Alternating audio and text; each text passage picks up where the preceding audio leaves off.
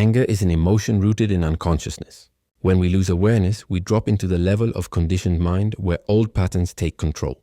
Anger feels powerful because it hits the body.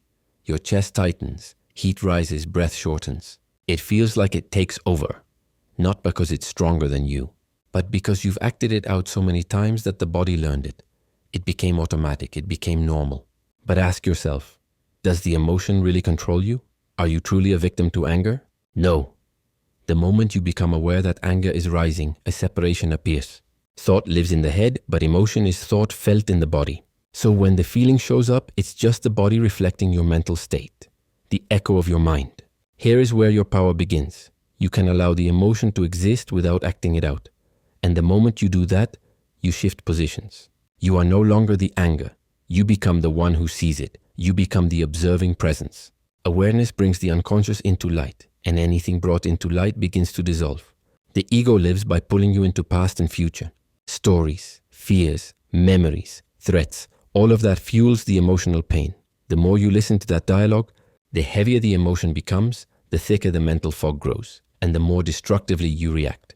And ironically, the more the mind tries to get rid of the pain, the stronger the pain becomes because the mind is the pain. Like a chief of police trying to catch an arsonist when the arsonist is the chief of police. But here is the breakthrough. When you rise above thought, you stop energizing the emotional pattern. Every emotion needs mental stories to survive. If there is no thought feeding it, no internal narrative keeping it alive, the emotion loses fuel. It cannot renew itself. It cannot dominate you. The moment you step into awareness, the space above thought, you cut the power line that keeps anger alive. Instead of being inside the emotion, you are witnessing it from a higher level of consciousness. At that level, the emotion begins to fade naturally. The pattern weakens because it's no longer being energized. You stop recreating the same internal reactions. You rise above the storm by no longer feeding it.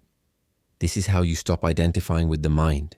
This is how ego loses its grip. This is how emotional pain dissolves without force, just like darkness disappears when the light is turned on. And what remains is clarity, presence, and your true nature, the awareness that was always there, untouched.